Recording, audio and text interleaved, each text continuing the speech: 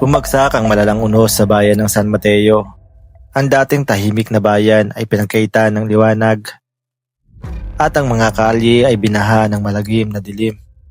Sa gitna ng unos, isang larawan ng dalagang makikita sa bintana ng kanyang silid. Si Amanda, umanda sa mga kakilala, ay may mga matang puno ng pangungulila at sugat ng kabiguan. Maligayang pagdating sa Pusang Itim, ang tahanan ng kwentong kababalaghan at hiwaga mula sa iba't ibang sulok ng mundo. Mula sa alamat at urban legends hanggang sa mga totoong karanasang nakakapanglapot. Dito maririnig ang lahat ng nakakatindig balahibong storya. Kung handa ka na sa takot at misteryo, halina't sumama sa akin sa paglalakbay sa dilim. Huwag kalimutang mag-subscribe at sabay nating tuklasin ang mga sekreto ng gabi. 5 taon na ang nakalipas. Si Amanda ay isang masiglang dalagang nag-aaral ng panggagamot sa isang kolehiyo sa Maynila. Doon niya nakilala si Ricardo, isang binatang nagmula sa may kayang pamilya. Parehong mga estudyante ng medisina. Kanilang naranasan ang magkatulad na pangarap at ambisyon.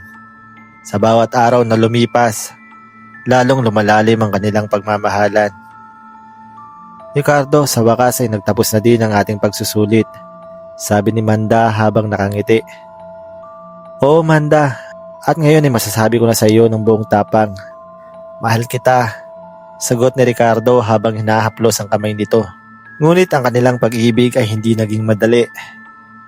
Nang malaman ng magulang ni Ricardo ang kanilang relasyon, agad nilang pinutol ito. Pinagbawal nila kay Ricardo na makipagkita kay Amanda. Ang dahilan, si Amanda ay nagmula sa isang karaniwang pamilya na may maliit na tindahan ng gamot sa lalawigan. Habang ang Montenegro, ang angkan ni Ricardo, ay may malaking negosyo at kilalang pangalan sa lipunan. Anak, hindi ka maaaring magpakasal sa babaeng walang pangalan. Dapat mong panatilihin ang dangal ng ating pamilya. Mahigpit na sabi ni Don Ramon, ang ama ni Ricardo. Anak, makakalimutan mo rin siya. Ipapakasal ka namin kay Isabela, anak ng ating negosyanteng kapartner. Siya ang nararapat sa iyo, dagdag ni Doña Esmeralda, ang ina ni Ricardo. Dahil sa matinding pagmamahal sa kanyang pamilya, sumunod si Ricardo, ipinagpatuloy niya ang pag-aaral sa Europa.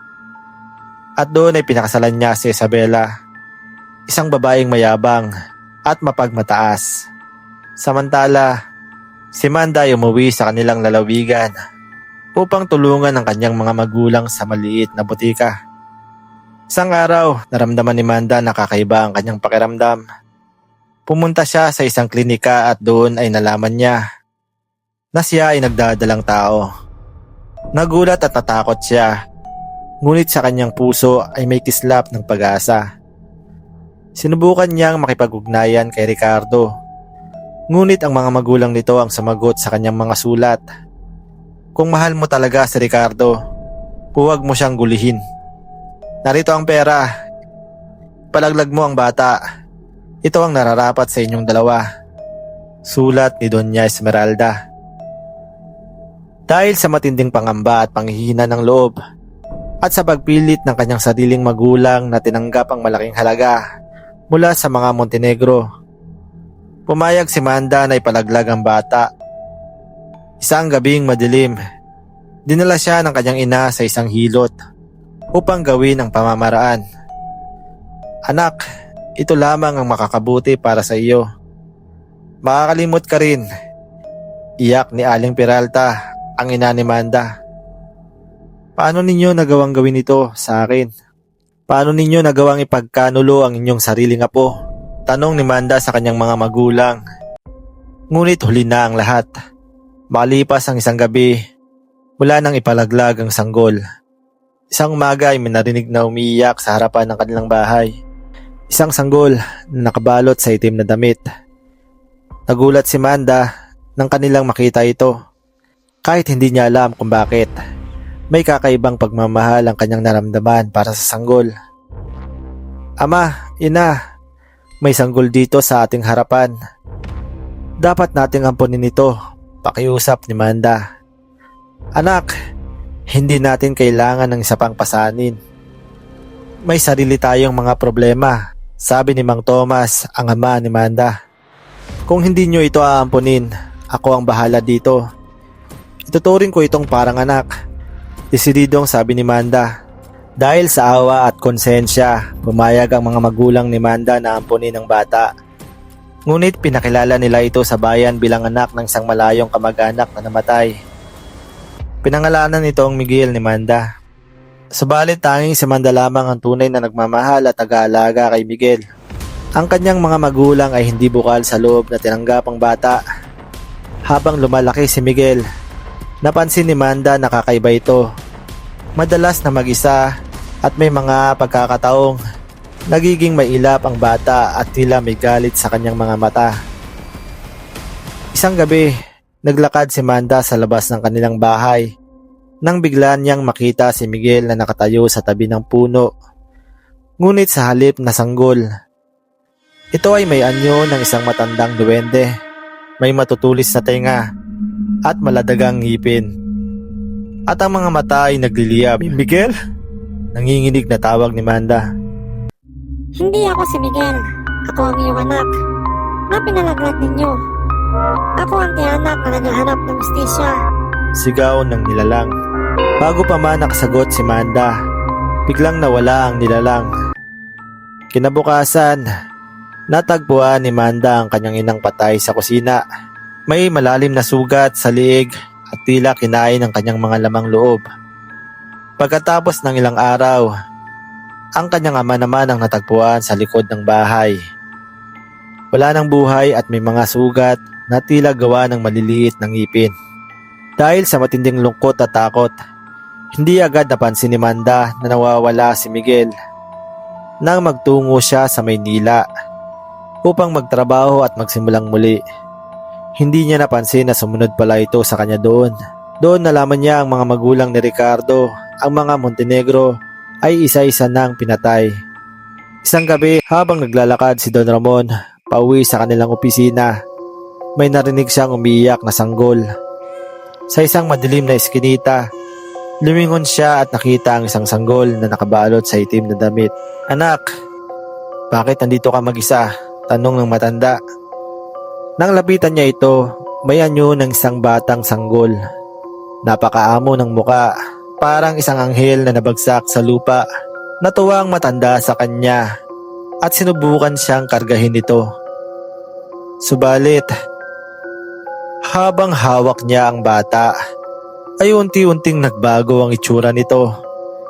Mula sa napakaamong muka, ay naging isang mabangis na halimaw. Hindi na nakapaglaban pa si Don Ramon. Agad nitong inatake ang kanyang dibdib gamit ang matatalas na kuko nito at agad na pumasok sa kanyang dibdib upang dukutin ang kanyang puso. Mabilis na bumagsak si Don Ramon sa sahig, duguan at wala ng puso. Ang puso ay hawak ng isang halimaw na unti-unting kinakain nito. Kinabukasan, natagpuan ang bangkay ni Don Ramon sa isang madilim na eskinita. Pagkatapos ng ilang araw, si Doña Esmeralda naman ang naging target.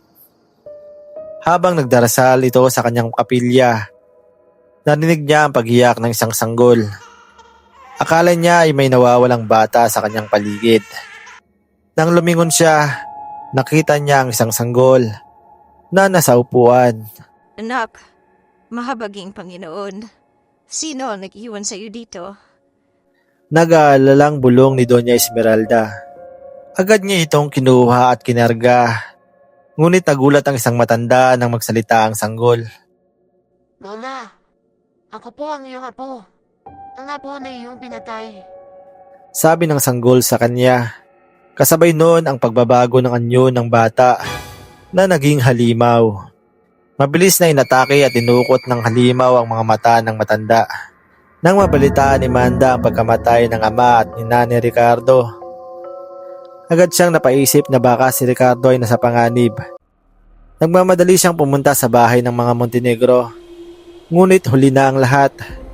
Nakita niya si Ricardo at ang asawa nitong si Isabela na wala ng mga buhay.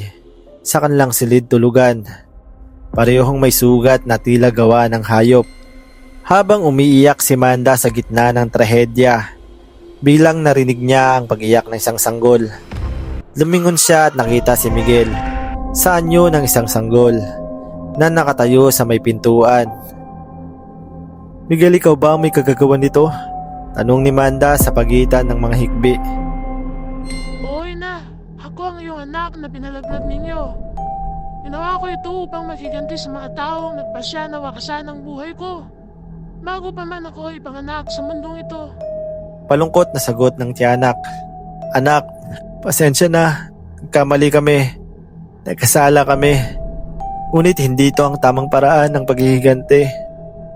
Iyak ni Manda. Alam ko, ina. Ngunit kailangan kong gawin ito. Ngayon ay wala na akong dahilan para magpakita pa sa mundong ito. Ako ay isang tiyanak. Isang nilalang na hindi kailanman dapat nabuhay. Sabi ng tiyanak. Habang nag-uusap ang mag-ina, biglang sumikat ang araw.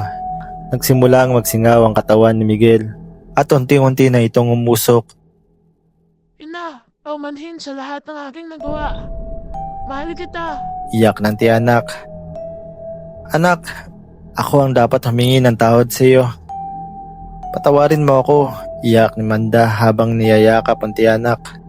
Habang sumisikat ang araw, unti-unting naging tubig ang katawan ng tiyanak.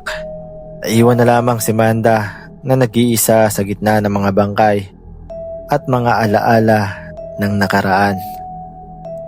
Pumalik si Manda sa kanilang lalawigan at ipinagpatuloy ang buhay. Itinayo niya ang isang maliit na butika at doon ay tinulungan niya ang mga taong nangangailangan ng gamot. Hindi niya na nakita pa ulit si Miguel. Ngunit sa bawat gabi ng kabilugan ng buwan, nararamdaman niyang may nagmamasid sa kanya mula sa mga anino. At sa bawat pag-iyak ng sanggol na narinig niya sa gabi, naalala niya ang kanyang anak, ang tiyanak na naging biktima ng kasalanan ng nakaraan. Natutunan ni Manda ang pagpapatawad ay hindi lamang para sa mga nabubuhay, kundi pati na rin sa mga nilalang na hindi nabigyan ng pagkakataong mabuhay ng normal. At sa kanyang puso, naniniwala siyang ang kanyang anak ay nasa isang lugar kung saan wala ng sakit at pagdurusa.